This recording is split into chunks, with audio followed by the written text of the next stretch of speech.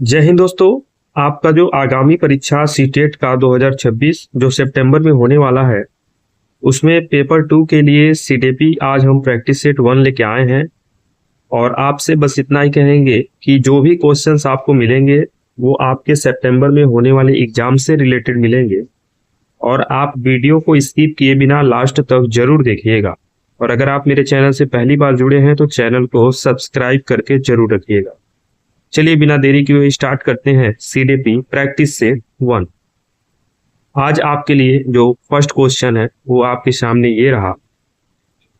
प्रश्न 1 जो है उस प्रश्न को हम लोग पढ़ेंगे और फिर उसके बाद इसका जवाब देंगे। एक बच्चा अलग अलग लंबाई और आकार के गिलासों में पानी की मात्रा को देखकर मानता है कि ऊंचे गिलास में पानी अधिक है। पियाजे के अनुसार यह किस कारण है, यानी किस कारण ये बच्चा ये एहसास कर रहा है कि जो सबसे अधिक ऊंचाई पे है उसमें सबसे अधिक पानी है। क्या ऑप्शन ए संरक्षण की समझ विकसित हो चुकी है, ऑप्शन बी अहम केंद्रिता है, या ऑप्शन सी संरक्षण की अवधारणा का अभाव है, या ऑप्शन डी अमूर्त चिंतन किया जा रहा है बच्चे के द्वारा। इस प्रश्न का जो सही जवाब रहेगा वो ऑप्शन नंबर सी रहेगा। बच्चे के अंदर संरक्षण की अवधारणा का अभाव है, यानी इसकी कमी। अब इसके बारे में थोड़ा सा हम विशेष जानकारी लेते हैं। यह पूर्व संक्रियात्मक अवस्था 2 से 7 वर्ष की अवस्था होती है। बच्चा ऊंचाई पर ध्यान देता है, मात्रा पर नहीं ध्यान देता है। बच्चा ये सोचता है कि ऊंचाई पर है तो बहुत ज्यादा होगा, बट उसमें मात्रा कितनी है उस पर ध्यान नहीं देता है। कंजर्वेशन का विकास मूर्त संक्रियात्मक अवस्था 7 से 11 वर्ष में होता है। प्रश्न संख्या 2 आपके सामने ये रहा। वाइगोत्स्की के अनुसार सीखना सबसे प्रभावी कब होता है? ऑप्शंस हैं, जब बच्चा अकेले कार्य करता है, अकेले कह रहा है, जब शिक्षक केवल शब्द का यूज किया, जब सक्षम व्यक्ति के सहयोग से कार्य किया जाए, और जब केवल परीक्षा लिया जाए। ये कुछ निगेटिव टैग वर्ड हैं जिनसे हमारा आंसर पहले ही गलत हो गया, तो ऑप्शन नंबर सी इस प्रश्न का सही जवाब हो जाएगा। जब सक्षम व्यक्ति के सहयोग से कार्य किया जाए तब वाइगोत्स्की के अनुसार सीखना सबसे प्रभावी माना जाता है। अब वाइगोत्स्की साहब से रिलेटेड कुछ चीजें देख लीजिए। वाइगोत्स्की साहब से रिलेटेड आपका ZPD है, जिसे जोन ऑफ प्रॉक्सिमल डेवलपमेंट।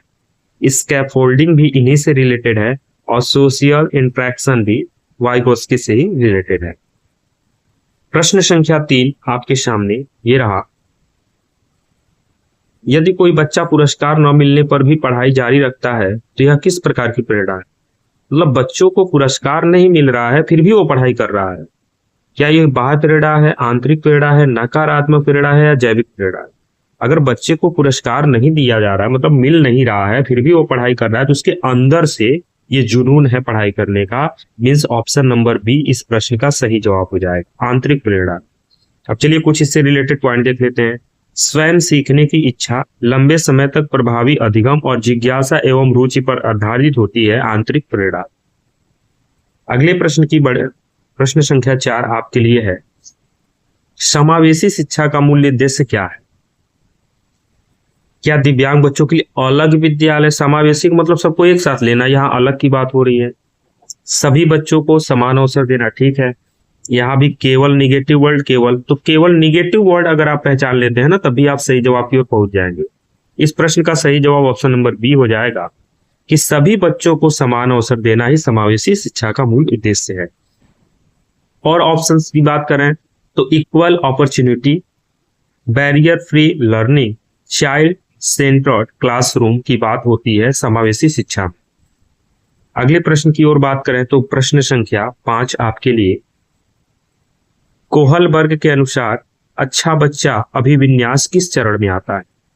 क्या चरण 1 में आता है, चरण 2 में आता है, चरण 3 में, या चरण 5 में? तो अच्छा बच्चा अभिन्यास जो है चरण 3 में आता है। इस प्रश्न का सही जवाब ऑप्शन नंबर सी हो जाएगा। अब महत्वपूर्ण बिंदु में क्या क्या, good boy, good girl, orientation, ये सभी के सभी चरण 3 में देखने को मिलते हैं। और चरण 3 में ही दूसरों की स्वीकृति प्राप्त करने वाली भी संभावना होती है, और कन्वेंशनल लेवल की भी बात इसी में होती है।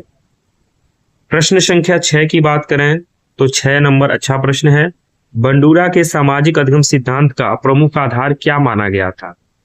बंडूरा साहब ने जो सामाजिक अधिगम सिद्धांत दिया था उसका आधार क्या माना गया था? क्या पुनर्बलन था, अनुकरण एवं अवलोकन था, परिपक्वता था या दंड था? तो बंडूरा साहब का जो सामाजिक अधिगम सिद्धांत है उसका आधार था अनुकरण एवं अवलोकन। ऑप्शन नंबर बी इस प्रश्न का सही जवाब हो जाएगा। अब इनसे रिलेटेड कुछ पॉइंट है। अनुकरण एवं अवलोकन जो बंडूरा साहब ने आधार बनाया था, ऑब्जर्वेशन, मॉडलिंग, पोबोडॉल एक्सपेरिमेंट, ये याद रखिएगा। बंडूरा साहब ने जो एक्सपेरिमेंट किया था वो किस पे किया था? बोबोडॉल एक्सपेरिमेंट किया था। प्रश्न संख्या 7 आपके लिए है। गार्डनर के अनुसार संगीत में उत्कृष्ट क्षमता किस बुद्धि का उदाहरण है? गार्डनर साहब ने जो संगीत में उत्कृष्ट क्षमता होती है वो किस बुद्धि में बताया है? क्या वो भाषाई है, तार्किक है, संगीती है, स्थानीय है? तो भैया यहाँ संगीत की बात हो रही है, तो संगीत है तो संगीती हो जाएगा। ऑप्शन नंबर सी इस प्रश्न का सही जवाब हो जाएगा। अब यहाँ पर कुछ गार्डनर साहब की बात है, जैसे musical intelligence, multiple intelligence theory, ये सभी के सभी किससे रिलेटेड है? गार्डनर साहब से। प्रश्न संख्या 8 आपके लिए है। निम्न में से कौन सा निर्माणवादी शिक्षण का उदाहरण है? क्या रटना? रटना तो बिल्कुल नहीं, निर्माण नहीं करेगा ना, वो शिक्षक रटाएगा नहीं। व्याख्यान, क्या वो सिर्फ व्याख्यान दे देगा हो जाएगा? नहीं। या केवल नोट्स बनवा देगा? नहीं। तो आप निगेटिव अगर टैग वर्ड ढूंढ लिए ना तो आप सही प्रश्न की ओर बढ़ जाएंगे।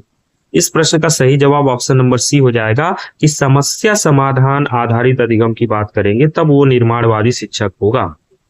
और इससे रिलेटेड कुछ पॉइंट हैं, जैसे एक्टिव लर्निंग, लर्नर सेंट्रेड या नॉलेज कंस्ट्रक्शन, ये सभी इससे रिलेटेड है। प्रश्न संख्या 9 एक अच्छा प्रश्न है ये आपके लिए। थार्नडाइक का लॉ ऑफ इफेक्ट किससे संबंध है? थार्नडाइक का जो लॉ ऑफ इफेक्ट इन्होंने दिया था वो किससे संबंध? क्या व्यक्तित्व से है, अधिगम से है, भाषा या बुद्धि? ये अधिगम से है। ऑप्शन नंबर बी इसका सही जवाब हो जाएगा। अब संतोषजनक परिणाम वाले व्यवहार की पुनरावृत्ति होती है इसमें, और ट्रायल एंड एरर लर्निंग जो है ना इनका बेस्ट है। ये ट्रायल एंड एरर याद रखिएगा, ये किसका है? थार्नडाइक साहब का है। थार्नडाइक साहब का है, ये याद रखिएगा, बहुत इंपॉर्टेंट पॉइंट है। अगले प्रश्न की ओर बढ़ते हैं। तो प्रश्न संख्या 10 में बात हो रही है कि पियाजे के अनुसार अमूर्त चिंतन किस अवस्था में विकसित होता है? बहुत अच्छा प्रश्न है। अमूर्त चिंतन मतलब सबसे अंतिम अवस्था, और सबसे अंतिम अवस्था क्या थी इनकी? औपचारिक संक्रियात्मक। ऑप्शन नंबर डी सही हो जाएगा।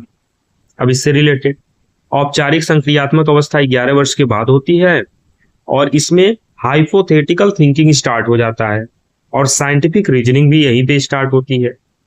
प्रश्न संख्या 11 आपके लिए है। सीखने का सबसे महत्वपूर्ण आंतरिक कारक कौन सा है? क्या विद्यालय भवन है, प्रेरणा है, पाठ्य पुस्तक है या समय सारणी? तो यहाँ पूछा है आंतरिक कारक, ये याद रखिएगा। देखते या तुरंत ये नहीं विद्यालय में ही बच्चा पढ़ रहा है विद्यालय लगा देते, नहीं।